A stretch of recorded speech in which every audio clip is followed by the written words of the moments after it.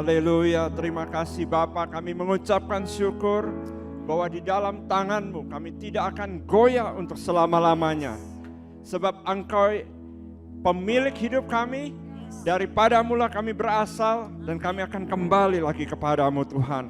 Kami mengucap syukur buat hari ini, kalau kami bisa beribadah bersama-sama, kami mengucap syukur untuk anugerah-Mu, kami mengucap syukur bahwa Engkau sama dulu, sekarang, dan selama-lamanya, tidak berubah.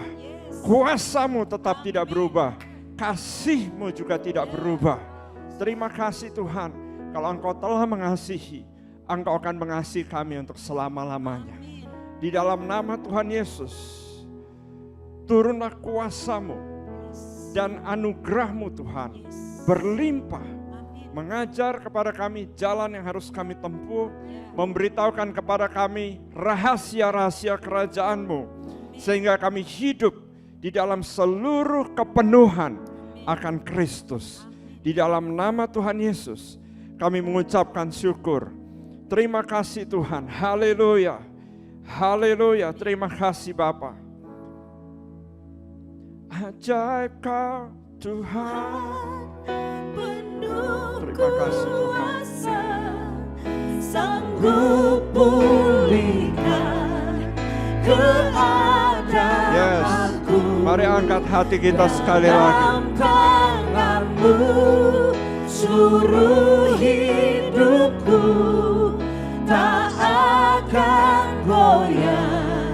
Sekali lagi deklarasikan, ajaib Kau Tuhan. Ajaib Kau Tuhan, penuh kuasa, sanggup pulihkan keadaanku. Dalam tangan-Mu seluruh hidupku tak akan goyah. Tak akan goyah. Tak akan goyah. Amin Tuhan. Selamanya. Terima kasih Bapa. Kami mengucap syukur Tuhan, Engkau sudah memulihkan hidup murid-murid-Mu Tuhan. Engkau memulihkan kami juga. Engkau membawa kami dari kemuliaan kepada kemuliaan yang lebih besar.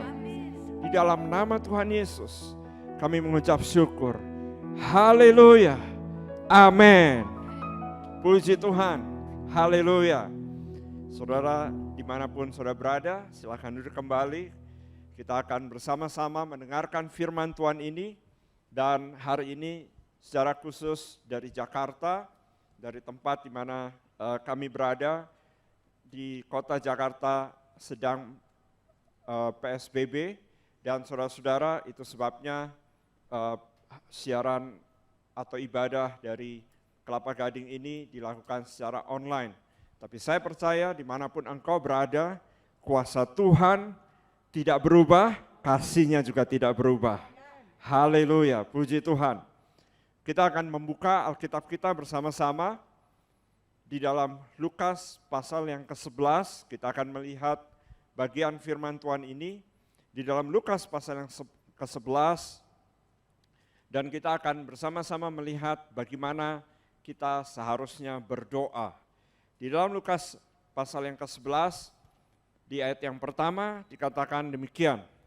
Pada satu kali Yesus sedang berdoa di salah satu tempat, ketika ia berhenti berdoa, berkatalah seorang dari murid-muridnya kepadanya, Tuhan, ajarlah kami berdoa sama seperti yang diajarkan Yohanes kepada murid-muridnya. Nah kemudian Tuhan Yesus mengajar apa yang dikenal atau disebut doa Bapa kami atau the Lord's Prayer. Nah Bapak Ibu Saudara, kita akan melihatnya bagian ini bersama-sama. Tapi kalau kita mengerti ada satu kerinduan yang sangat besar dari murid-murid, yaitu mereka ingin mengalami berdoa seperti Tuhan Yesus berdoa. Karena waktu mereka melihat Tuhan Yesus berdoa, atau waktu mereka melihat perjalanan hidup Tuhan Yesus, mereka mengerti salah satu rahasia yang luar biasa yang dimiliki oleh Tuhan Yesus adalah berdoa. Doanya berbeda dengan orang lain, Doanya belum pernah mereka melihat yang seperti Tuhan Yesus berdoa. Dan mereka bilang, Tuhan ajarlah kami juga berdoa. Supaya sama seperti murid-muridnya Yohanes juga belajar berdoa. Nah tapi saudara-saudara, sebenarnya ada satu kerinduan yang sangat dalam. Bahwa rahasia dari keberhasilan hidup Tuhan Yesus, rahasia dari perjalanan hidupnya adalah berdoa. Dan doa yang dinaikkan atau lebih tepatnya doa kehidupan doanya Tuhan Yesus berbeda dari kehidupan doa orang-orang pada zaman waktu itu. Bahkan mereka bilang ini tidak seperti orang biasa. Kita sudah mendengar bahwa orang-orang berkata atau saudara-saudara sudah tahu juga dalam kitab Matius dikatakan Tuhan Yesus berkhotbah tidak seperti orang-orang pengajar-pengajar atau pengkhotbah-pengkhotbah pada zaman itu. Lalu Tuhan Yesus juga mendemonstrasikan kuasa tidak seperti pengajar atau orang-orang yang hidup pada zaman itu. Tetapi kemudian waktu mereka berjalan bersama Tuhan Yesus, mereka melihat ada pengalaman yang lebih. Bukan hanya khotbahnya luar biasa, bukan hanya kuasa dan pekerjaan-pekerjaan Tuhan yang dahsyat dalam hidupnya, tapi ada sesuatu yang berbeda dari doanya. Doanya tidak diulang-ulang. Doanya tidak juga seperti orang pada umumnya. Doanya berbeda sekali.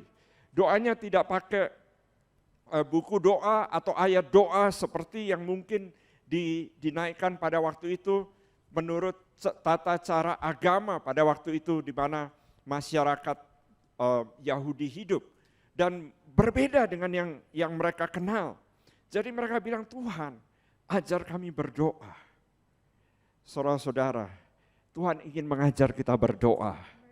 Waktu dia berkata mengenai berdoa dan berjaga-jaga, atau berjaga-jaga dan berdoa, yang dia maksud adalah bukan standar doa seperti yang mungkin kita sudah kenal, atau yang mungkin banyak orang kenal, atau yang mungkin diajarkan menurut agama. Tapi yang Tuhan maksud adalah seperti standar yang dia sendiri hidupi dan dia ajarkan. Mari kita lihat bersama-sama seperti apa. Nah saudara-saudara, secara garis besar dalam Lukas pasal 11 ini ada 3 dimensi doa. Ada 3 dimensi doa yang Tuhan Yesus ajarkan kepada murid-muridnya. Yang pertama, kalau saudara-saudara melihat dari ayat yang kedua sampai ayat yang keempat, atau ini yang dikenal dengan sebutan doa Bapa kami, ini adalah dimensi yang pertama, yaitu dimensi persekutuan, dimensi hubungan. Jadi ini yang Tuhan ajarkan, yaitu yang pertama, dimensi persekutuan. Saudara juga bisa lihat catatannya ada di screen, yaitu dimensi persekutuan. Lalu yang kedua, kalau saudara-saudara mencatat, adalah dimensi doa syafaat. Saudara bisa lihat itu dari ayat 5 sampai ayat yang ke-13. Dari ayat 5 sampai ayat yang ke-13, Tuhan Yesus mengajarkan dimensi berikutnya, yaitu dimensi doa syafaat. Nah, lalu yang berikutnya lagi, yang ketiga, yaitu dimensi doa peperangan. Doa peperangan, atau kita kenal dengan istilah peperangan rohani, karena kita tidak berperang melawan darah dan daging, atau kita tidak berperang menggunakan otot, mengandalkan apa yang kelihatan, maka itu disebut dimensi peperangan rohani. Kita mengistilahkannya atau diistilahkan oleh para ahli teologi, tetapi Tuhan Yesus mengajarkan bagaimana kita berdoa untuk merebut, untuk menduduki, untuk menguasai, untuk mendominasi. Nah kalau saudara-saudara melihat, saudara-saudara bisa melihat di ayat yang ke-17 sampai ayat yang ke-23. Ayat yang ke-17 sampai ayat yang ke-23 berbicara tentang doa peperangan.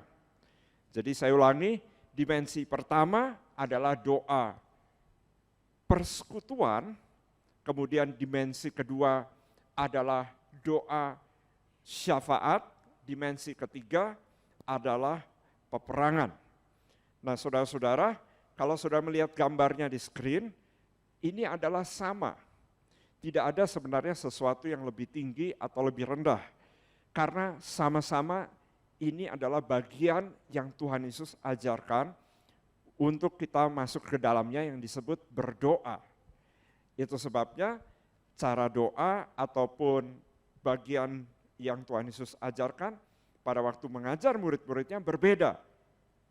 Haleluya. Nah saudara-saudara, kita akan masuk hari ini yaitu fokus ke yang pertama, yaitu hubungan, dimensi hubungan. Mari kita lihat bersama-sama di dalam Lukas pasal 11 tersebut, Tuhan Yesus mulai mengajar, kalau kamu berdoa, berdoalah demikian, Bapa kami yang di sorga. Nah saudara-saudara,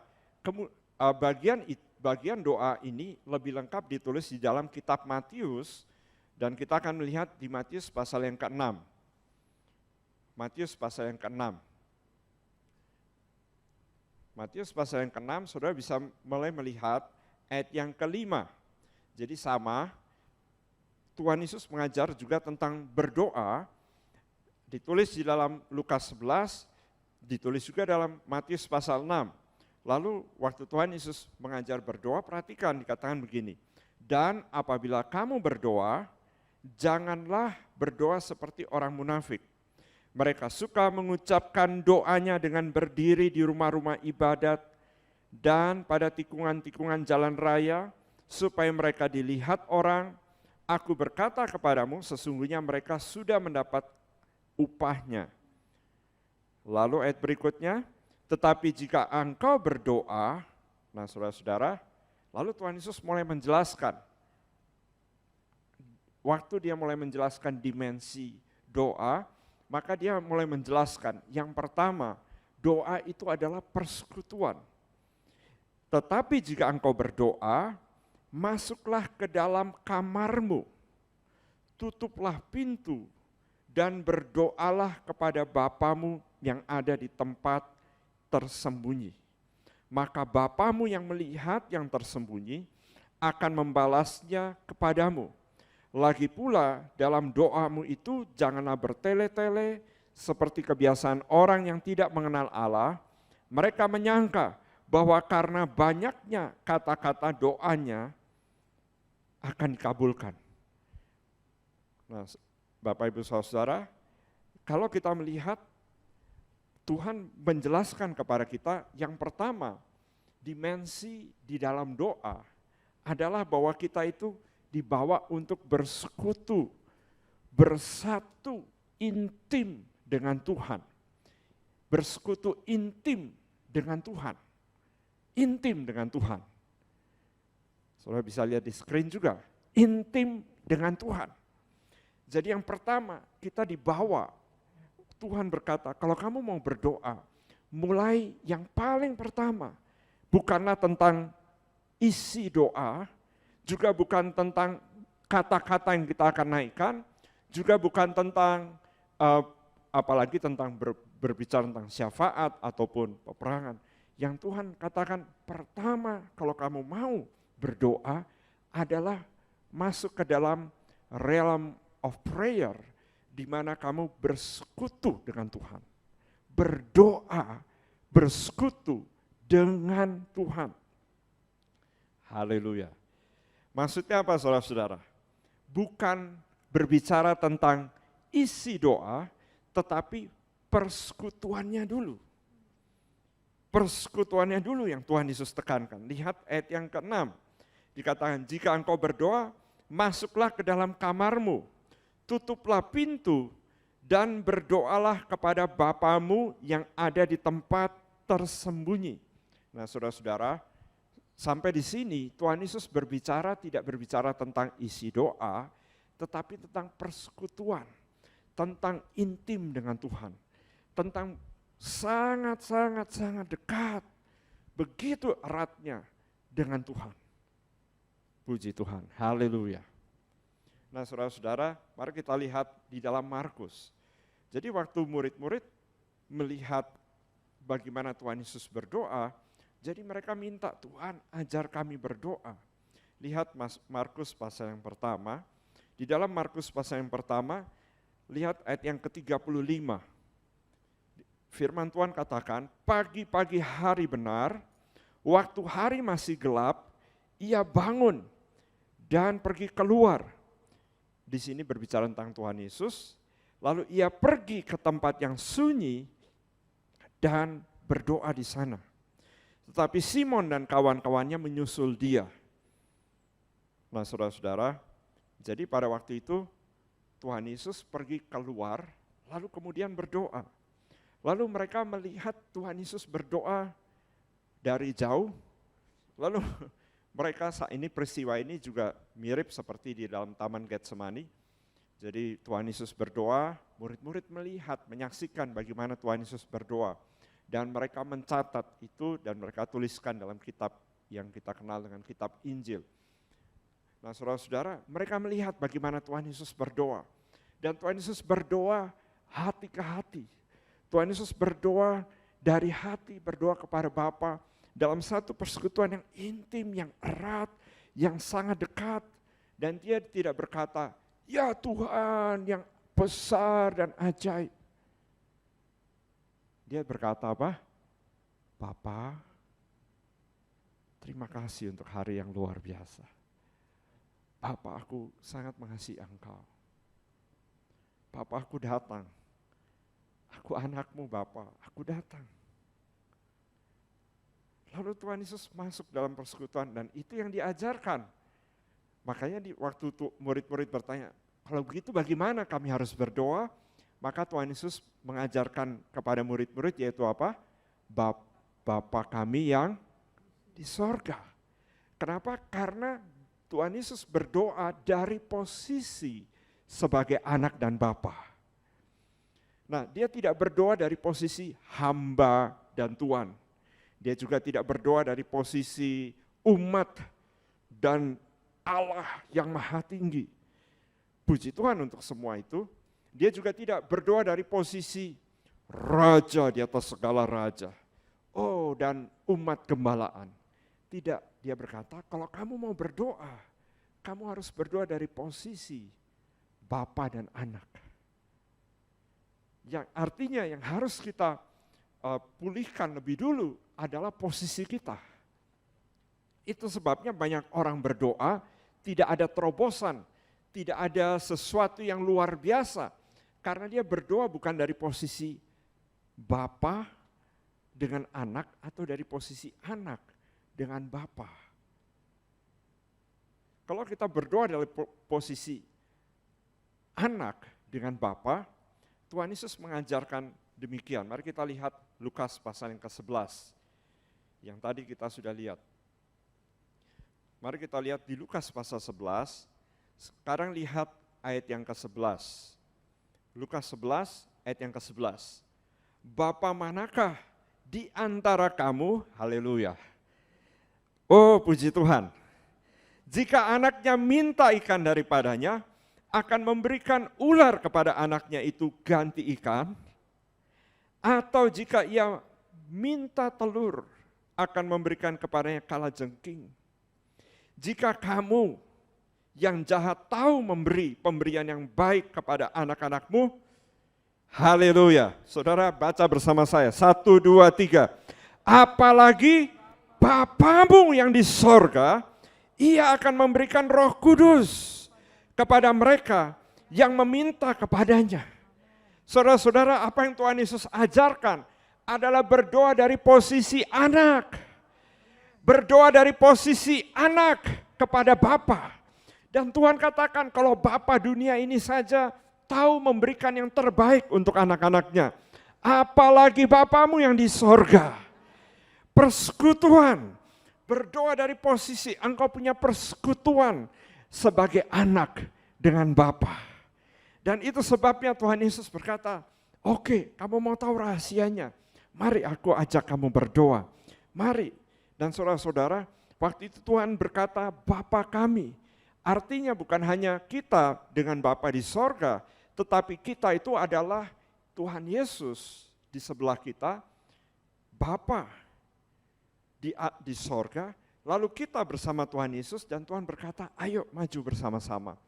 karena kita yang dimaksud Bapa kami. Artinya Bapanya Tuhan Yesus di sorga adalah Bapa kita juga di sorga. Dan Tuhan berkata, ayo mari kita berdoa bersama-sama. Dan dia berkata apa?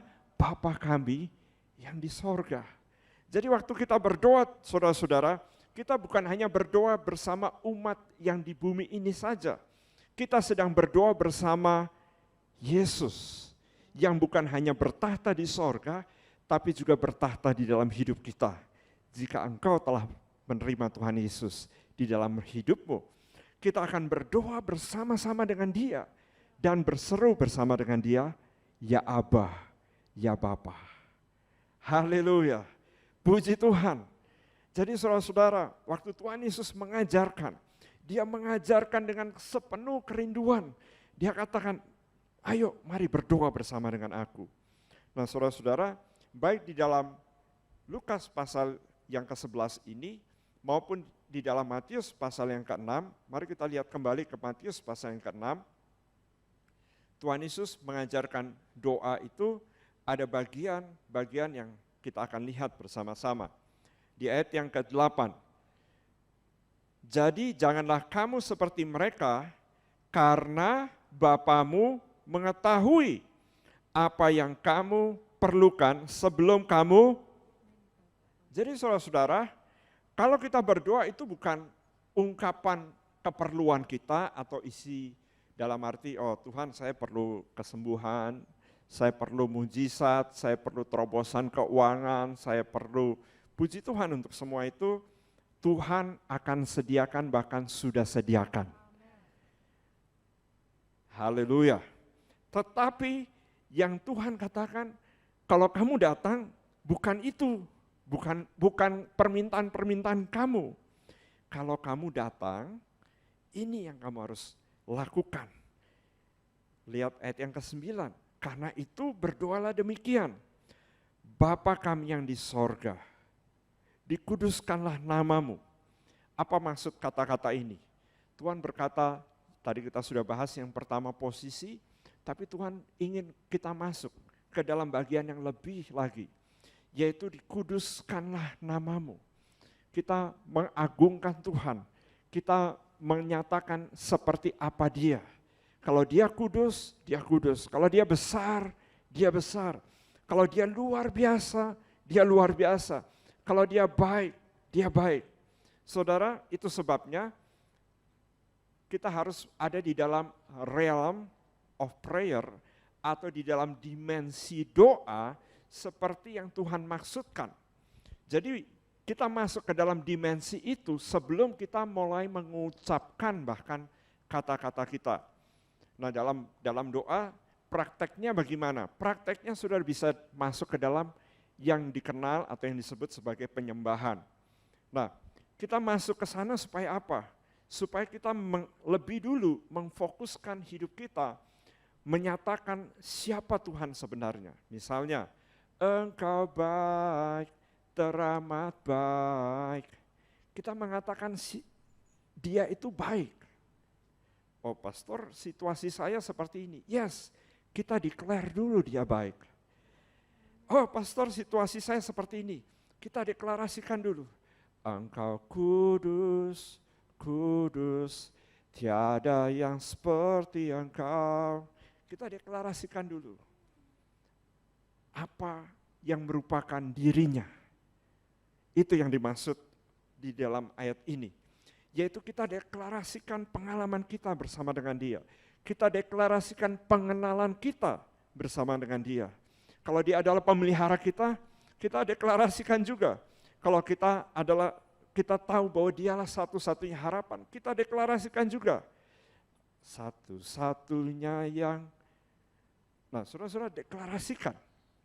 Kita deklarasikan apa yang dalam hidup kita, pengalaman kita dengan Tuhan.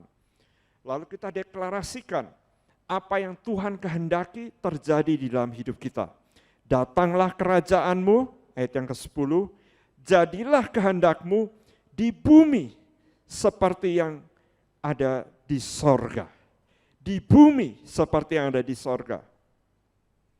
Haleluya. Kita deklarasikan saudara-saudara. Dan ini harus berasal dari dalam hati kita. Ingat, yang pertama adalah persekutuan. Persekutuan intim dengan Tuhan. Jadi keintiman kita apa? Atau kita sudah berjalan bersama Tuhan seperti apa, itu yang kita deklarasikan. Nah, kemudian dilanjutkan ayat yang ke-11.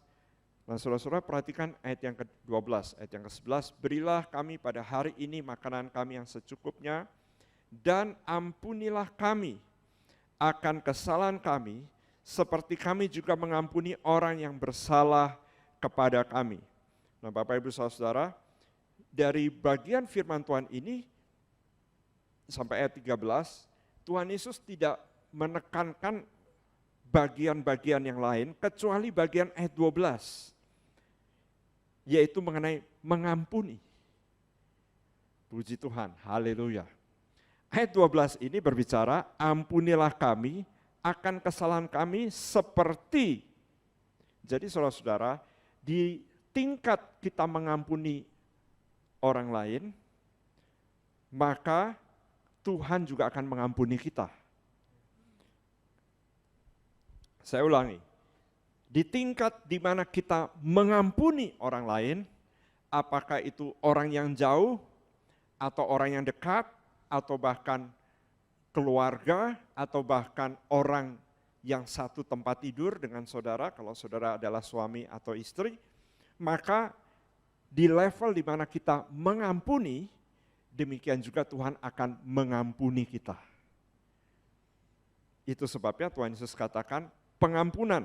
Lalu Tuhan Yesus tegaskan lagi di ayat 14. Karena jikalau kamu mengampuni kesalahan orang, Bapamu yang di sorga akan mengampuni kamu juga. Tetapi jikalau kamu tidak mengampuni orang, Bapamu juga tidak akan mengampuni kesalahanmu. Nah, saudara-saudara, apa yang membuat hubungan itu tidak intim dengan Tuhan, bukan karena kita tidak memberikan waktu bersama dengan Tuhan, tetapi karena ada penghalang. Ada penghalang antara kita dan Tuhan. Dan Tuhan Yesus berkata penghalangnya adalah mengampuni atau tidak mengampuni. Jadi kalau kita tidak mengampuni, maka kita tidak bisa dekat. Kalau kita mengampuni, kita bisa erat bersekutu dengan Tuhan. Puji Tuhan, haleluya. Nah, satu kali Musa juga belajar tentang doa. Dia bilang, apa sih rahasia doa Tuhan? Saya ingin kenal Engkau lebih dalam. Lalu Tuhan menjelaskan dan menyatakan isi hatinya, atau lebih tepatnya siapa dirinya, dan Tuhan katakan ini loh diriku. Mari kita lihat di dalam Keluaran 34. Nah, di dalam Keluaran 34, Musa juga mengalami pengalaman seperti yang Tuhan Yesus katakan, yaitu Musa masuk ke dalam ruang kamarnya, tapi ruang kamarnya Musa waktu itu adalah Gunung Sinai, saudara-saudara. Dan dia naik lagi ke atas Gunung Sinai, di ayat yang kedua dikatakan dia naik ke puncak gunung, lalu dia bertemu bersama dengan Tuhan di sana. Lalu di ayat yang kelima, turunlah Tuhan dalam awan, lalu berdiri di sana, dekat Musa. Semua katakan dekat. Tuhan ingin dekat. Haleluya. Bapa ingin dekat. Dia tidak ingin jauh. Pertama kali manusia jatuh dalam dosa, Bapa turun dan berkata, "Hai Adam, di manakah kamu?" Kenapa? Karena Tuhan ingin dekat. Tuhan ingin erat dengan kita. Nah, tapi ada penghalang kalau kita tidak bisa mengampuni. Nah, Tuhan menunjukkan kenapa ada penghalang. Karena kita nature-nya Tuhan dikatakan begini ayat yang ke-6. Berjalanlah Tuhan lewat dari depannya dan berseru, Tuhan, Tuhan, Allah penyayang dan pengasih, panjang sabar, berlimpah kasih setianya. Maaf, berlimpah kasihnya dan setianya. Dalam bahasa Inggris, abounding in goodness and truth. Artinya bahwa Tuhan itu berlimpah di dalam kebenaran, tapi dia juga berlimpah dalam kebaikan. Goodness. Puji Tuhan, saudara-saudara. Artinya apa? Artinya pribadi Tuhan itu mengampuni. Dan murid-murid pun punya pengalaman bergumul. Mereka punya pengalaman tidak bisa dekat dengan Tuhan Yesus. Satu kali Tuhan Yesus berjalan menuju Yerusalem melewati daerah Samaria. Lalu orang-orang Samaria tidak menerima Tuhan Yesus. 2 orang murid Tuhan Yesus yang disebut anak-anak Zebedeus, kemudian disebut anak-anak guru, anak-anak guntur oleh Tuhan Yesus, yaitu Yakobus dan Yohanes, atau Yohanes dan Yakobus. Mereka berkata, Tuhan, maukah engkau atau berikan izin kepada kami, panggil api dari langit dan menghakimi semua orang Samaria yang tidak tahu menghormati engkau. Mereka tidak menguduskan namamu, mereka tidak menyembah engkau, mereka tidak menghormati kehadiranmu. Tuhan Yesus bilang, kamu itu tidak tahu dengan roh apa kamu berbicara. Kamu tidak bisa dekat dengan aku, kenapa? Karena kamu tidak mengenal aku. Aku itu panjang sabar.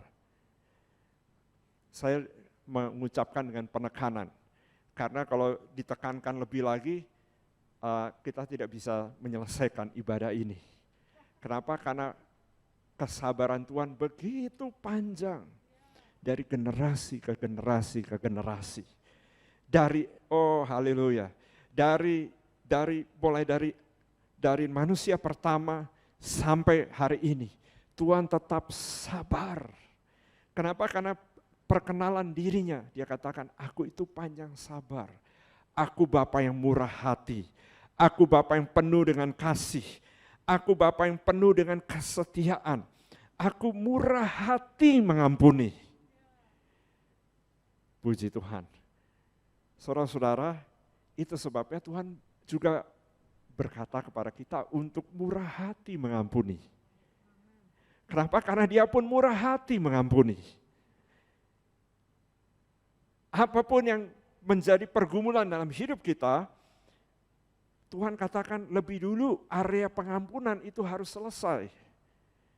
Kalau area itu belum selesai, sampai kapanpun doa kita tidak bisa dijawab. Bukan karena Tuhan tidak mengetahui, tadi kita sudah baca, Tuhan Bapa kita di sorga sudah mengetahui semua yang kita akan doakan, semua yang kita akan ucapkan, bahkan kebutuhan kita sebelum kita berdoa.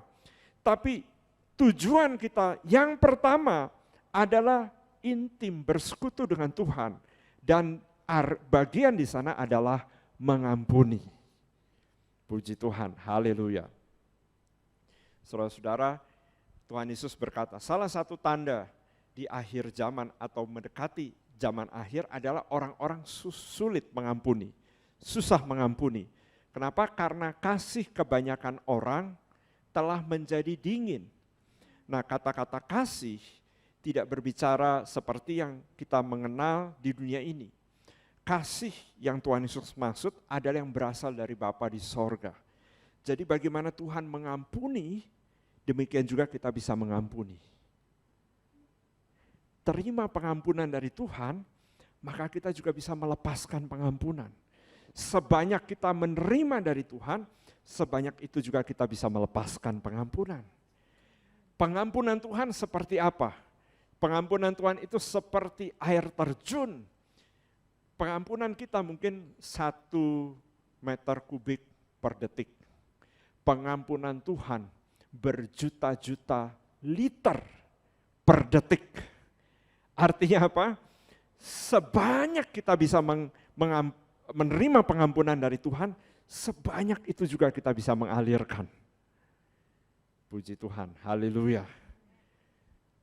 Saudara-saudara, Tuhan Yesus bahkan berkata di dalam Matius 5, kalau kamu mempunyai, waktu kamu berdoa, lalu kamu mempunyai sesuatu hal dengan saudaramu.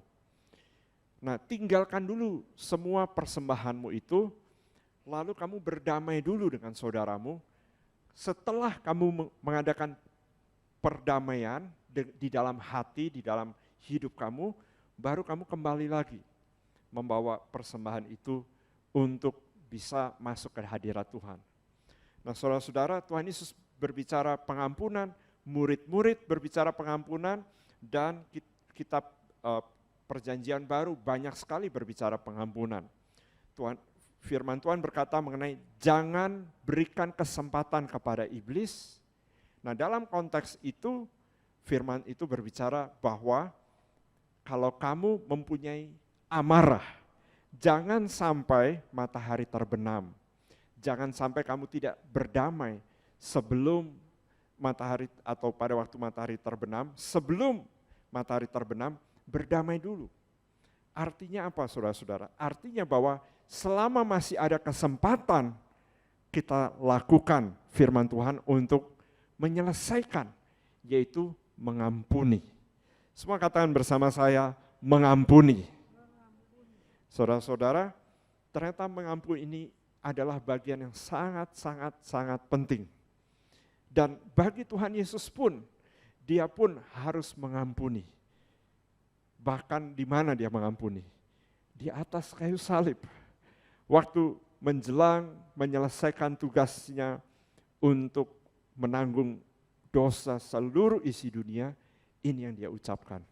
Bapa, ampuni mereka. Sebab mereka tidak tahu apa yang mereka perbuat. Kalau engkau dituduh oleh orang, ampuni mereka. Kalau engkau kecewa kepada orang, ampuni mereka. Kalau engkau mengalami apa saja dalam hidupmu, lepaskan pengampunan seperti Tuhan Yesus berkata, Bapa, ampuni mereka. Ucapkan namanya dan ampuni. Karena kasih itu akan menjadi dingin dalam hidupmu kalau engkau tidak melepaskan pengampunan. Kasih itu berasal dari Bapa di sorga. Kasih itu adalah Bapa yang memberikan Tuhan Yesus untuk mengampuni dosa, untuk menanggung dosa, dan untuk membawa seluruh dunia dan mereka yang percaya kepadanya kembali kepada dirinya.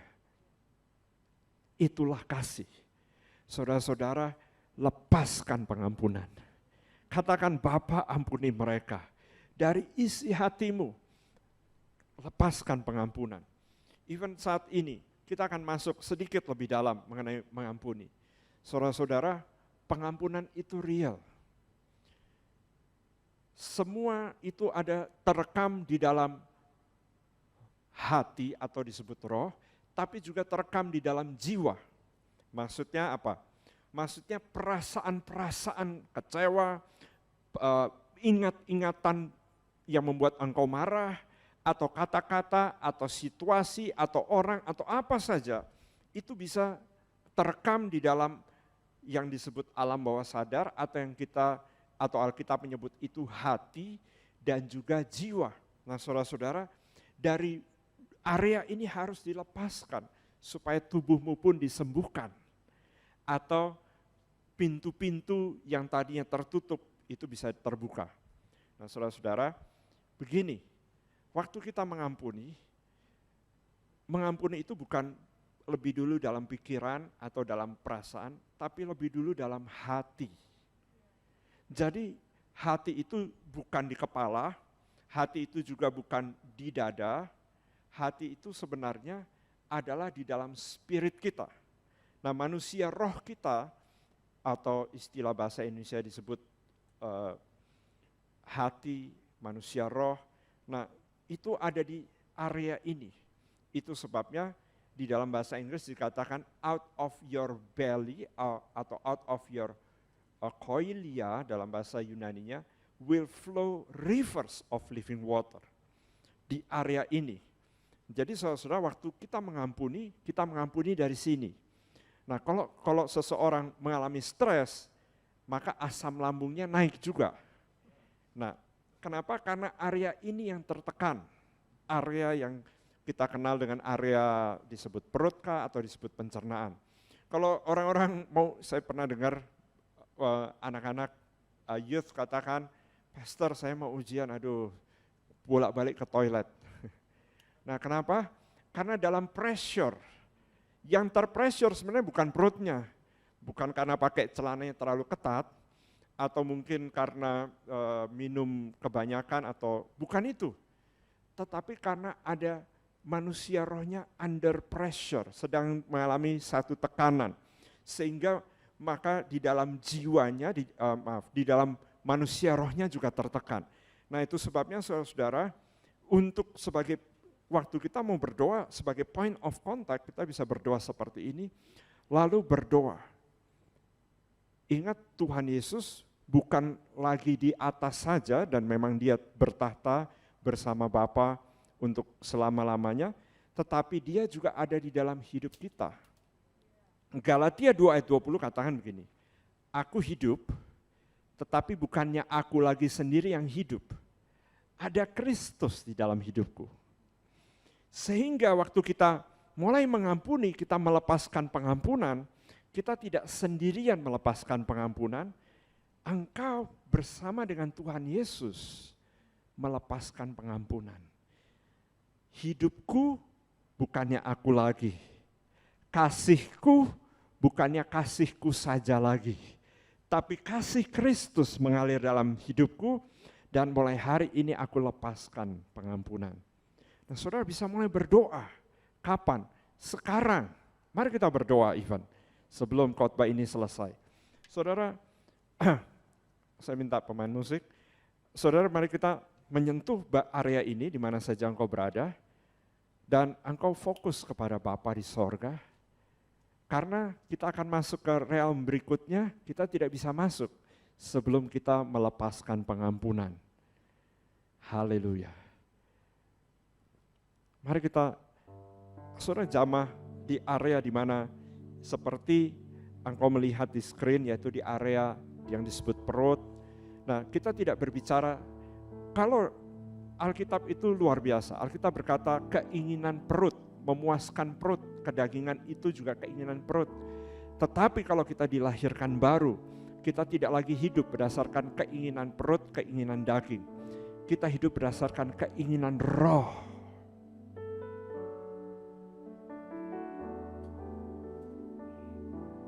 Buah dari kehadiran Roh Kudus adalah kasih, sukacita, damai sejahtera.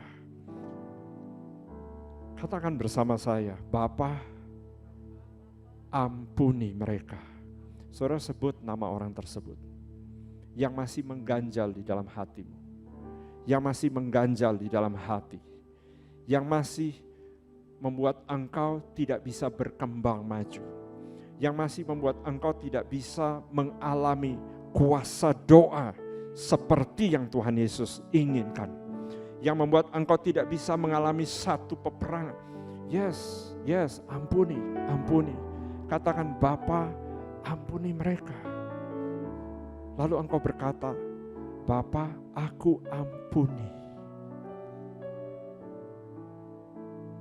Yes, lepaskan itu dari hidupmu, lepaskan itu dari rohmu. Waktu engkau merasa sakit di dalam area hati ini, demikian juga Tuhan Yesus telah tertusuk di atas kayu salib di area yang disebut lambungnya. Dia ditusuk bukan sekedar supaya, haleluya, bukan sekedar supaya dia terbukti dia sudah mati, tetapi dia ditusuk di hatinya supaya pengampunan itu pun keluar dari hatinya. Haleluya, saat ini terima pengampunan dari Bapa di sorga yang mengalir keluar dari lambung, dari hati Tuhan Yesus yang tertusuk. Di paling akhir tertusuk dan keluar. Pengampunan itu berlaku untuk selama-lamanya. Terima dalam rohmu, terima di dalam rohmu, mengalir keluar dari hatimu, mengalir keluar ke dalam jiwamu, ke dalam seluruh perasaanmu, ke dalam seluruh pikiranmu. Biarlah darah Tuhan Yesus itu mengalir juga keluar ke dalam pikiranmu, membersihkan semua ingat-ingatan kepada peristiwa-peristiwa yang sudah lampau tersebut. Membersihkan juga perasaan sakit di dalam jiwamu. Haleluya, lepaskan sekarang, lepaskan sekarang, lepaskan sekarang. Jangan pegang, lepas, serahkan kepada Bapa. Katakan, Bapa, aku ampuni. Katakan, Bapa, aku lepaskan. Katakan, Bapa, aku ampuni. Yes, yes, aku ampuni, Bapa. Terima kasih Tuhan. Terima kasih, haleluya. Haleluya, terima kasih. Saya bisa merasakan hadirat Tuhan yang luar biasa. Bahkan di tempat di mana saya berdiri di Kelapa Gading. Angkat hatimu dimanapun engkau berada. Dan mulai masuk ke dalam area doa. Ke dalam realm doa yang lebih dalam lagi. Bersekutu dengan Dia. Bersekutu dengan Dia. Bersekutu dengan Tuhan. Haleluya. Katakan, terima kasih Bapa. Terima kasih Bapa. Haleluya. I love you Jesus. Aku mengasihi Engkau. Terima kasih Tuhan. Haleluya. Haleluya. Terima kasih Tuhan. Haleluya. Haleluya. Aku ingin bersekutu lagi, lebih dekat, lebih erat, lebih dalam lagi. Ku rindu Engkau Bapa. Terima kasih Tuhan, terima kasih Tuhan. Yes, haleluya, haleluya, haleluya, haleluya.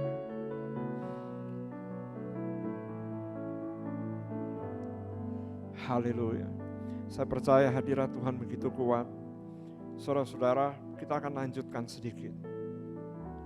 Saat seperti ini, Tuhan ingin engkau ada di realm seperti ini. Sekarang engkau bisa rasakan, seperti ini yang Tuhan maksudkan setiap hari. Tadi waktu dibacakan 1 Tesalonika 5, ayatnya sangat pendek. Di dalam 1 Tesalonika 5 tersebut, berdoalah senantiasa, atau dalam bahasa Indonesia senantiasa berdoa. Dalam bahasa Inggrisnya pray without ceasing. Tetaplah berdoa. Bahasa Indonesia katakan tetaplah berdoa, bahasa Inggris katakan pray without ceasing.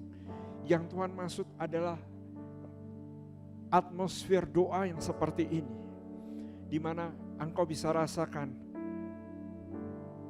buah Roh Kudus itu nyata.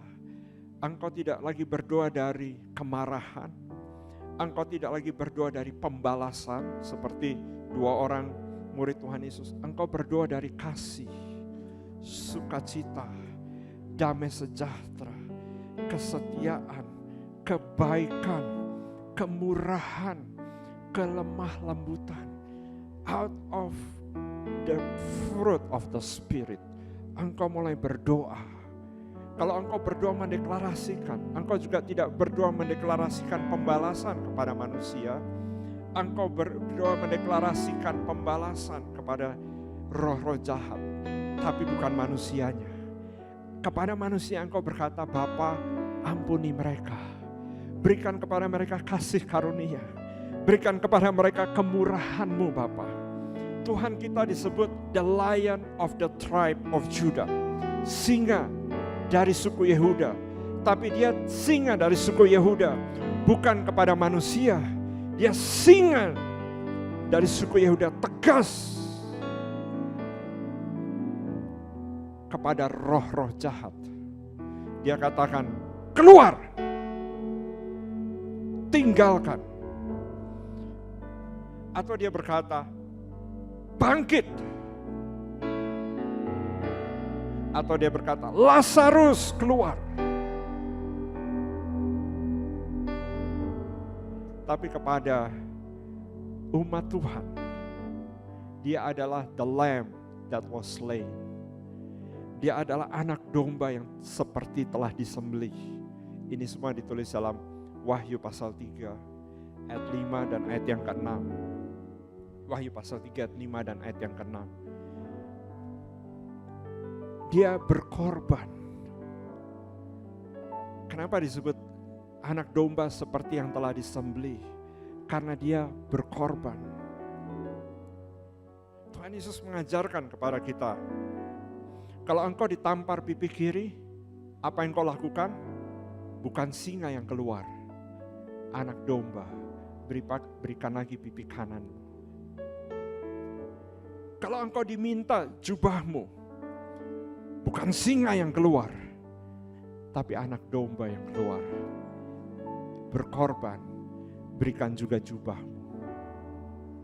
Kalau engkau dipaksa berjalan 1 mil, Tuhan Yesus katakan, kasih, sukacita, damai sejahtera, haleluya, kebaikan. Itu yang keluar, berjalanlah bersama dia 2 mil lagi. Saudara-saudara, realm yang seperti ini yang Tuhan katakan, atmosfer yang seperti ini yang Tuhan maksudkan. Kalau engkau berdoa, masuk dulu ke dalam situasi seperti ini. Baru engkau bisa mulai berdoa syafaat.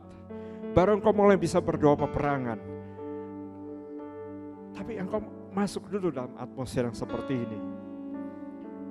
Waktu kita masuk dalam atmosfer seperti ini, yang poin kedua, tadi poin pertama intim dengan Tuhan. Poin kedua, kita akan diubahkan menjadi seperti Tuhan. Saudara bisa lihat di screen, engkau akan diubahkan menjadi seperti Tuhan. Engkau akan mengalami transformasi. Engkau bukannya engkau lagi. Kata-katamu bukan kata-katamu lagi. Saya mengucap syukur, waktu dalam satu komsel kemarin, saya mendengar ada satu jemaat kita berkata, pastor kalau dulu saya akan berbohong, saya akan menipu, saya akan bagaimana caranya supaya apa yang saya maksudkan bisa tercapai. Tapi pada waktu saya mulai ditransformasikan, saya gak bisa lagi berbohong. Saya menutup mulut saya dan berkata, ya sudah, tidak apa-apa. Haleluya. Engkau akan diubahkan seperti Kristus. Engkau tidak lagi memaksakan kehendakmu, tapi engkau berkata, ya Bapa, kehendakmu yang jadi. Apa yang engkau kehendaki di sorga, terjadi di bumi. Apa yang engkau rancangkan di sorga, terjadi dalam hidup saya. Hidupku bukannya aku lagi. Bukannya pembelaan diriku lagi. Tapi pembelaanmu ya Bapa. Tapi kuasamu ya Bapa. Puji Tuhan. Nah saudara-saudara, itu yang dimaksudkan 2 Korintus 3 ayat yang ke-18. 2 Korintus 3 ayat yang ke-18. Firman Tuhan katakan, dan kita semua mencerminkan, dalam bahasa aslinya, dan kita semua itu seperti wajahnya, seperti atau menjadi seperti kemuliaan wajahnya Tuhan Yesus, dengan muka yang tidak berselubung. Transform, dikatakan transform from glory to glory. Tuhan ingin kita diubahkan setiap kali kita ada di atmosfer yang seperti ini. Kita akan diubahkan, transform from glory to glory to glory. Dan realm seperti ini yang Tuhan maksud, supaya setiap hari, setiap saat kita ada di sana. Apakah bisa? Bisa. Hendaklah damai sejahtera Kristus memerintah di dalam hatimu, rule and reign di dalam hatimu. Damai sejahtera Kristus itu memerintah di dalam hatimu. Saudara, waktu damai sejahtera Kristus memerintah, kemana saja engkau akan membawa atmosfer yang seperti ini. Puji Tuhan, haleluya. Di jalan, di tempat pekerjaan, di rumah, bertemu dengan orang, menerima kabar yang mengejutkan. Hendaklah damai sejahtera Kristus memerintah di dalam hatimu. Puji Tuhan. Coba untuk berapa saat engkau pegang lagi. Satu tangan di area perut ini, satu tangan angkat kepada Bapa di sorga. Katakan, hendaklah damai sejahtera-Mu Tuhan memerintah di dalam hatiku, memerintah di dalam rohku,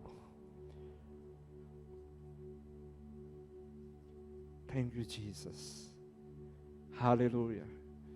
Oh, saudara bisa rasakan damai sejahtera Kristus memerintah.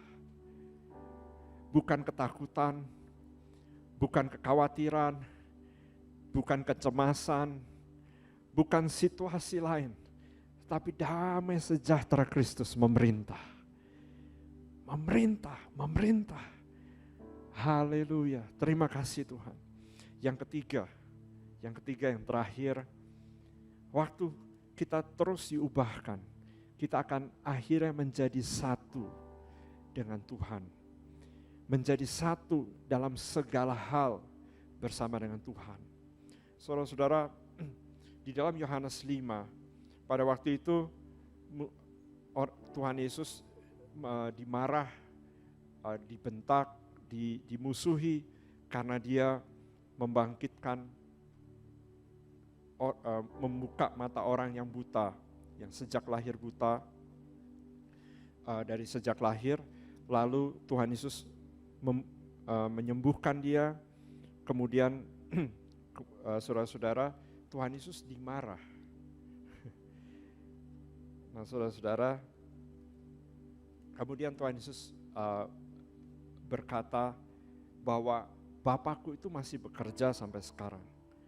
Nah saudara-saudara, peristiwa ini terjadi pada hari Sabat, dikatakan Yohanes pasal 5, pada waktu itu Tuhan Yesus membangkitkan orang yang 18 tahun, jadi lumpuh 18 tahun, sudah lumpuh, kemudian dia bangkit dan berjalan.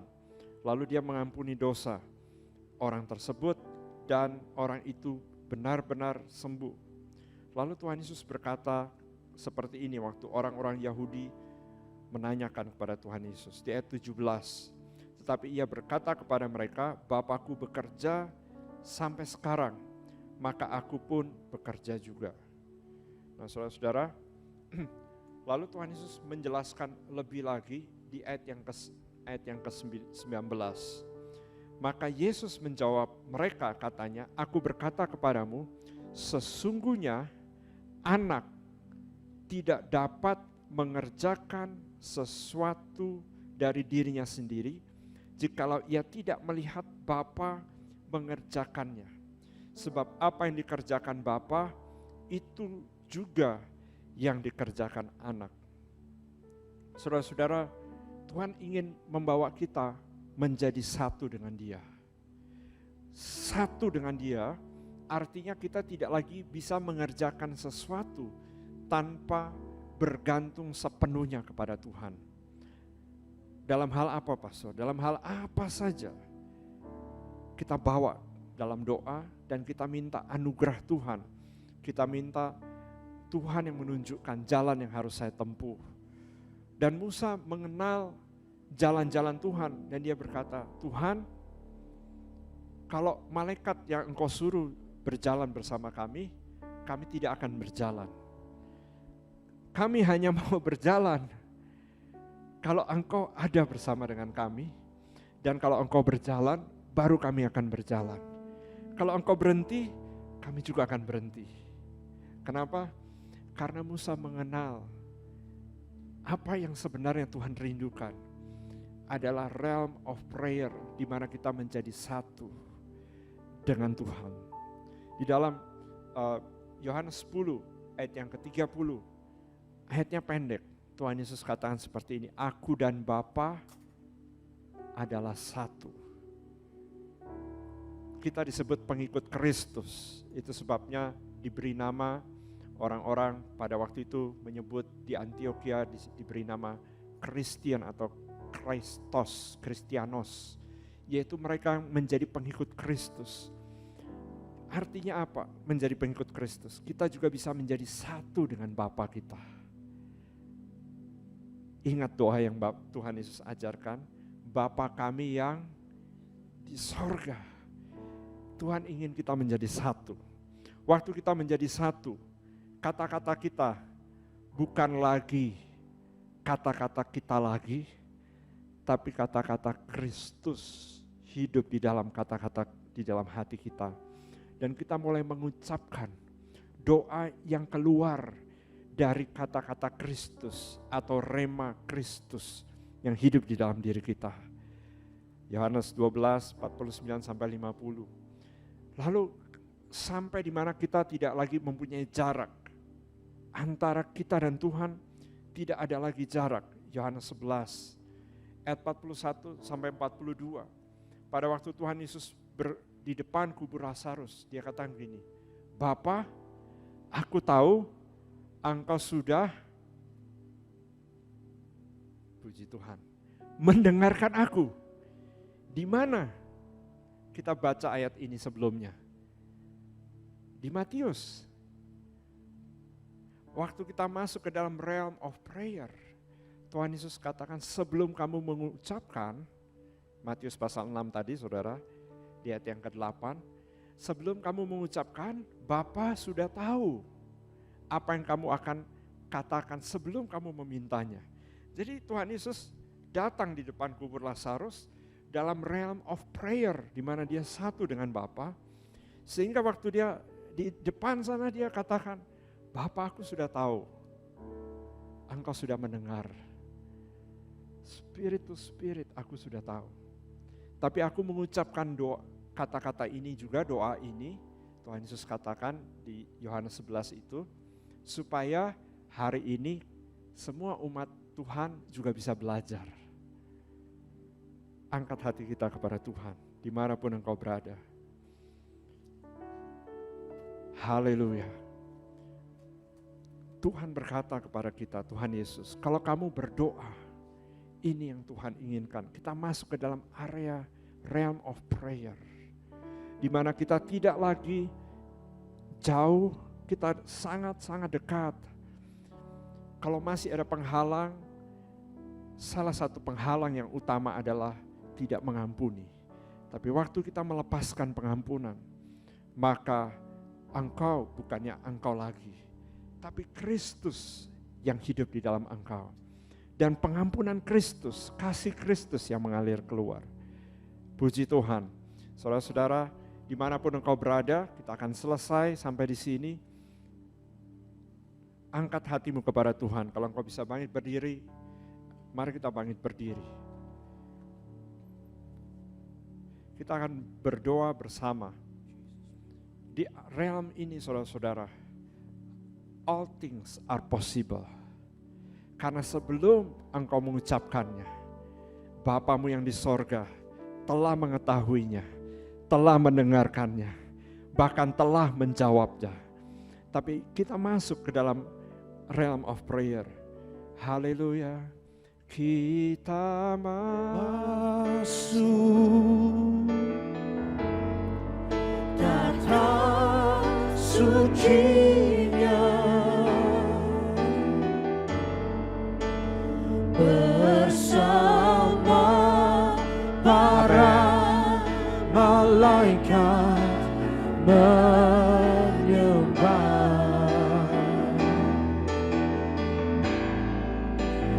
Mari puji Yesusku,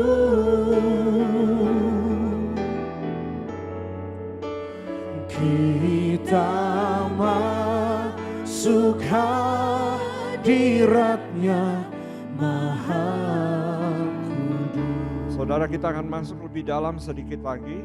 Lalu saudara, waktu kita masuk lebih dalam, Ibrani 12 katakan, buang segala sesuatu yang kotor, lepaskan semuanya, tinggalkan semuanya, pandang kepada Yesus, the author and the finisher of your faith. Dia yang telah memulai imanmu, dia juga yang akan mengakhiri dan menyelesaikan sampai akhir. Dan kita pandang, dikatakan di dalam Ibrani 12 tersebut di ayat yang 1, ayat 2 sampai ayat 3 dikatakan, ia dengan tekun menanggung kehinaan, ganti sukacita yang akan diberikan kepada dia. Apa sukacitanya? Kepada Kristus sukacitanya adalah kita. Tapi kepada kita, sukacita kita adalah our Father in heaven. Heaven comes hari ini sekarang dimanapun engkau berada. Mari angkat hatimu dan mulai lepaskan semuanya penghalang yang begitu merintangi engkau. Apa saja dosa-dosa lepaskan, penghalang apa saja lepaskan saat ini. Dan waktu kita nyanyi, kita bukan nyanyi biasa, we will declare, kita akan deklarasikan. Dan engkau akan masuk bersama-sama, dan engkau akan alami kekudusannya. Haleluya, haleluya. Kita masuk, Haleluya. tata sucinya. Terima kasih Tuhan. Bersama para malaikat menyembah.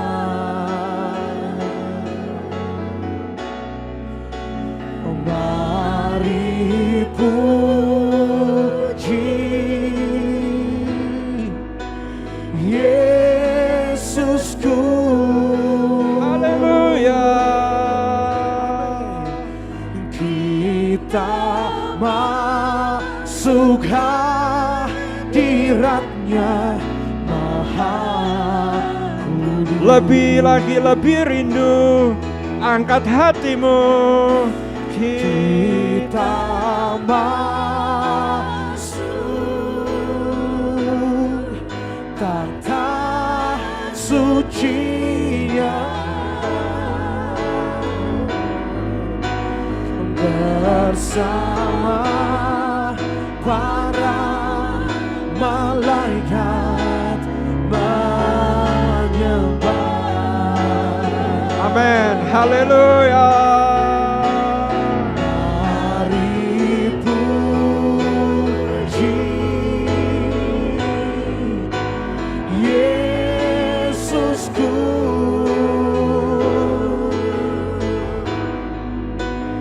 Kita masuk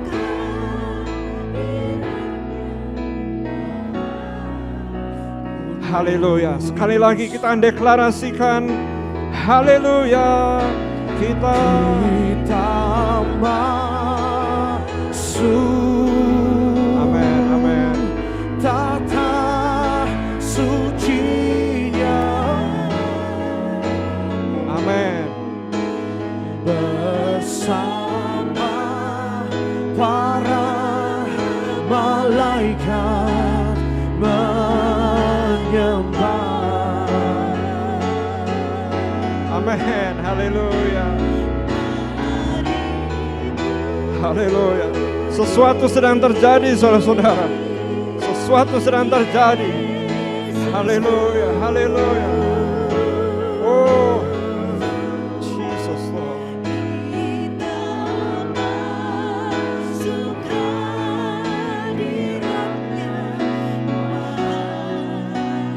Haleluya, haleluya.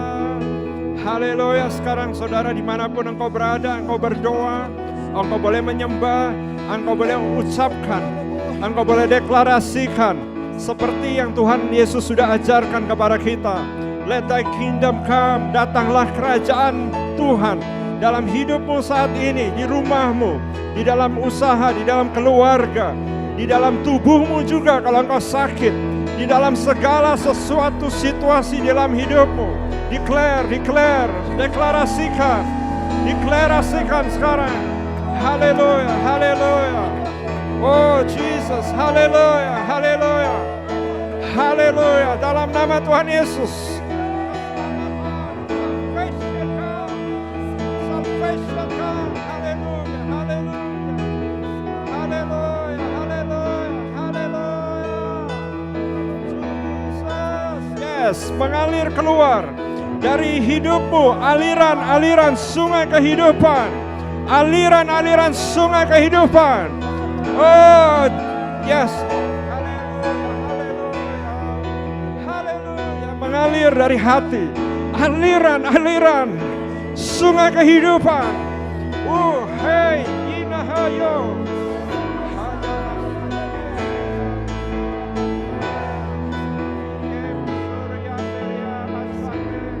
Dalam nama Tuhan Yesus. Haleluya. Terima kasih Tuhan, terima kasih Tuhan. Haleluya, haleluya, haleluya. Terima kasih Tuhan. Kami berdoa dalam nama Tuhan Yesus untuk semua saudara-saudara dimanapun mereka berada. Bapa, Engkau telah berkata sebelum kami berdoa, Bapa sudah tahu. Dan saat ini dalam nama Tuhan Yesus, Engkau mencurahkan, Engkau menggenapi dalam nama Tuhan Yesus ini atmosfer di dalam doa seperti ini Tuhan. All things are possible. Segala sesuatu mungkin bagi mereka yang percaya. Tidak ada yang mustahil bagi mereka yang percaya. Oh, dalam nama Tuhan Yesus, haleluya, terima kasih Tuhan. Haleluya, haleluya. Terima kasih Tuhan, haleluya. Oh Jesus, haleluya, haleluya, haleluya. Terima kasih Tuhan, terima kasih Tuhan. Terima kasih Tuhan, haleluya. Terima kasih Bapa, terima kasih Tuhan.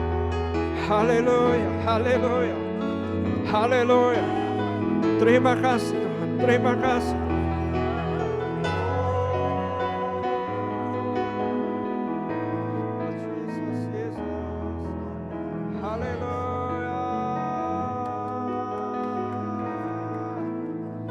Terima kasih Tuhan. Haleluya. Haleluya, haleluya. Haleluya, haleluya.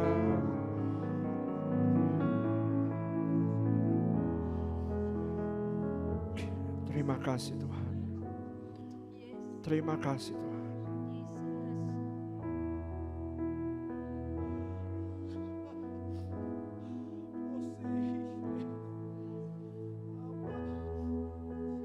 Terima kasih Tuhan Yesus. Kami mengucap syukur untuk anugerah-Mu Tuhan. Hadirat-Mu di tengah-tengah kami. Bapa, biarlah damai sejahtera-Mu memerintah di dalam hati kami. Dan kami menanti-nantikan kedatangan-Mu Tuhan. Siap dalam doa dan berjaga-jaga senantiasa di dalam atmosfer doa yang tidak berhenti dan tidak putus-putus. Di dalam nama Tuhan Yesus, haleluya. Kami juga berdoa ya Bapa. Terima kasih Tuhan Yesus untuk bangsa dan negara kami. Tuhan, kami berdoa, Engkaulah Tuhan, pemilik alam semesta. Dan Engkaulah Tuhan juga pemilik Indonesia. Apa yang mustahil kata manusia, tidak mustahil kata-Mu Tuhan.